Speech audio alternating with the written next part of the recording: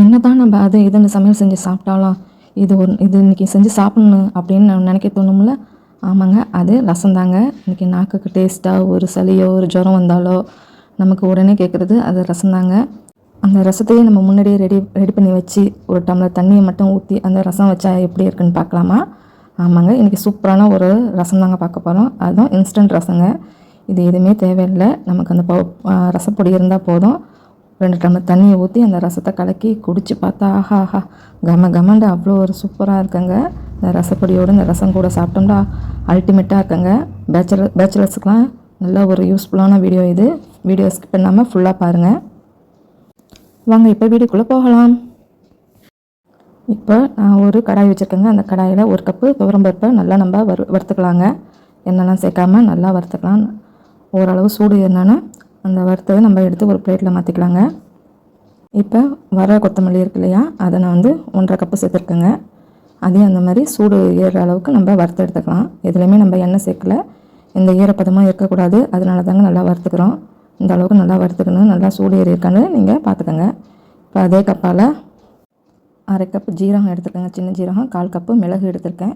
ஒரு 1/2 ஸ்பூன் போல் வெந்தயம் எடுத்திருக்கேன். இது எல்லாத்தையும் நல்லா இப்போ வறுபடுற அளவுக்கு நம்ம வறுக்கணுங்க. நல்லா வாசம் வரும் இல்லையா, ஜீரகம் மட்டும், அந்த அளவுக்கு நம்ம சீரகத்தை நல்லா வறுத்துக்கணுங்க.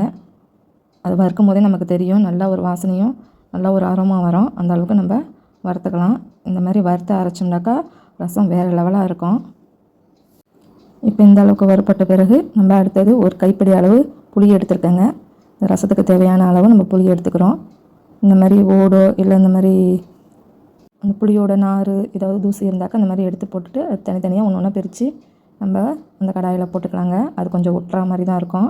நல்லா அது ஈரப்பதம் போகிற அளவுக்கு நம்ம வறுத்து எடுத்துக்கலாம். அது கூடவே நான் 8 வரமிளகாயும் எடுத்திருக்கேன்.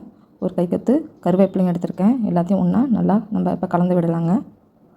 புளியோட ஈரப்பதம் கருவேப்பிலையோட ஈரப்பதம் எல்லாம் போகணும்.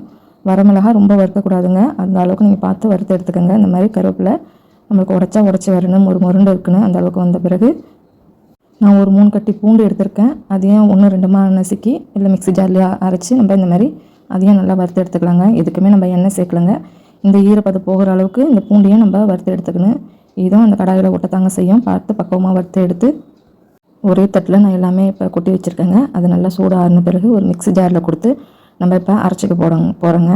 அது கூடவே 1 ஸ்பூன் பெருங்காயத்தூள், 2 ஸ்பூன் மஞ்சள் தூளும் சேர்த்துருக்கேன். மஞ்சள் தூள் நம்ம கூட தாங்க சேர்க்கணும். அப்புறம் ஒரு 1/4 கப்பு நான் கல் உப்பு சேர்த்துருக்கேன். எல்லாத்தையும் ஒன்றா போட்டு நம்ம அரைச்சி எடுத்துகிட்டு வந்துடலாம். இந்த அளவுக்கு நம்ம கொரப்பாக அரைச்சி எடுத்துக்கணுங்க. அரைச்ச பிறகு நம்ம பூண்டு நசுக்கி வச்சு அதை வறுத்து வச்சுருக்கோம் இல்லையா, அதையும் நம்ம சேர்த்துக்கிட்டு பல்ஸ் மோடில் நம்ம அரைச்சி எடுத்துகிட்டு அதையும் ஒரு தட்டில் கொட்டி நம்ம அப்படியே ஆற வச்சிடலாங்க. இந்த ரசப்பொடியை ரொம்ப ஃபைன் பவுடராகவும் அரைக்கக்கூடாது, ஏன்னா ரசம் அப்படியே குழம்பு ஒரு மாதிரி ஆகிடும். அதனால தான் இப்போ வேறு ஒரு கடாயில் நான் கடுகு ஒரு 2 டேபிள் ஸ்பூன் போல் சேர்த்துருக்கேன். அதையும் சேர்த்து நல்லா வறுத்துக்கலாங்க. நல்லா வறுபடுன கடுகும் நல்லா வெடித்து வர அளவுக்கு நம்ம வறுத்து எடுத்துக்கணும். அது கூடவே ஒரு 10 காஞ்ச மிளகாயை 2ஆக கட் பண்ணி சேர்த்துருக்கேன். அது கூடவே கருவேப்பிலை கொத்து 2 கொத்து நான் சேர்த்துருக்கேன். அதையும் நல்லா இப்போ வறுத்து எடுத்துக்கலாங்க. இதுக்கு நம்ம ஆயிலெலாம் சேர்க்கலைங்க, நல்லா வறுத்துக்கலாம்.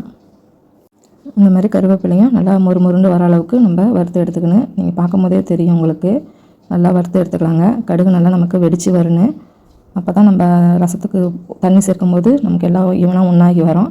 இப்போ எல்லாத்தையும் நம்ம அந்த அரைச்சி வச்சுருக்கோம் இல்லையா, அந்த பொடியோடு சேர்த்துக்கலாங்க. சேர்த்து ஒன்றா மிக்ஸ் பண்ணி நல்லா ஆற விட்டுடலாம். ஆற விட்ட பிறகு காற்று போகாத ஒரு டப்பாவில் இப்போ நம்ம அதை அள்ளி வச்சுக்க போகிறோம். இந்த மாதிரி ஒரு ஏர் கண்டெய்னரில் போட்டு நம்ம ஸ்டோர் பண்ணி வச்சுக்கிட்டு 3 மாதம் வரைக்கும் கெட்டு போகாதுங்க. கண்டிப்பாக இதை நீங்கள் ட்ரை பண்ணி பாருங்கள். சட்டுன்னு ஒரு 2 மினிட்ஸில் இந்த ரசம் வச்சிடலாங்க. பாருங்கள், இந்த அளவுக்கு இருக்குன்னு. இந்த ரசப்பொடியை வச்சு நம்ம ரசம் எப்படி செய்யலான்னு பார்க்கலாம் வாங்க. நான் 2 டேபிள் ஸ்பூன் போல் ரசப்பொடி எடுத்து ஒரு பவுலில் சேர்த்துக்கிறேங்க. அது கூடவே நான் கொதிக்க வச்ச தண்ணியை இப்போ சேர்த்துக்க போகிறேங்க. நல்லா கொதிக்க வச்சு ஒரு தண்ணி உங்களுக்கு எந்த அளவுக்கு ரசம் தேவையோ அந்த அளவுக்கு தண்ணி சேர்த்துக்கோங்க. அது கூடவே மல்லி இலை அப்புறம் கருவேப்பிலை அதெல்லாம் ஒன்றா சேர்த்து மிக்ஸ் பண்ணி விட்டுட்டு நம்ம மூடி போட்டு வச்சுக்கலாங்க. உங்களுக்கு உப்பு தேவைண்டா இந்த நேரத்தில் நீங்கள் உப்பு கொஞ்சம் சேர்த்துக்கோங்க.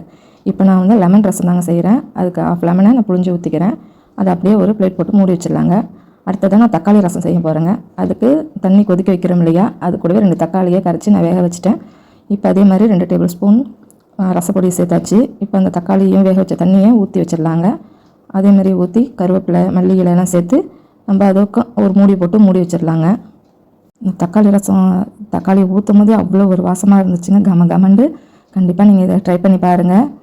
அக்கம் பக்கத்தில் வந்து எல்லாருமே கேட்பாங்க என்ன ரசம்ன்ட்டு. உங்களுக்கு காரத்துக்கு தகுந்தப்பெல்லாம் நீங்கள் மிளகாயெல்லாம் சேர்த்துக்கலாங்க. இதை அப்படியே மூடி வச்சுட்டு ஒரு 10 நிமிஷம் கழித்து நம்ம ஓப்பன் பண்ணி பார்த்தாக்கா சூப்பரான லெமன் ரசம் ரெடி. பாருங்கள் எவ்வளோ கலர்ஃபுல்லாக சூப்பராக இருக்குன்னு. பேச்சுலர்ஸ்க்குலாம் நீங்கள் கவலை இல்லைங்க. அம்மா கிட்டே கேட்டு இந்த மாதிரி ரசப்பொடி மட்டும் நீங்கள் செஞ்சு வச்சுக்கோங்க. சூப்பரான ரசம் ரெடி ஆகிடுங்க. இப்போ பாருங்கள் தக்காளி ரசமும் செம்ம சூப்பராக ரெடி ஆகிடுச்சு. நல்லா கமண்டு வாசத்தோட தக்காளி ரசமாக ரெடி ஆகிடுச்சிங்க. இந்த ரசப்பொடி வச்சு நம்ம இப்போ 2 ரசம் செஞ்சுருக்கோம். நீங்களும் அந்த மாதிரி வீட்டில் ட்ரை பண்ணி பாருங்கள். வீடியோ பிடிச்சிருந்தா லைக் பண்ணுங்கள், ஷேர் பண்ணுங்கள், நம்ம சேனலை சப்ஸ்கிரைப் பண்ணுங்கள். தேங்க்ஸ்.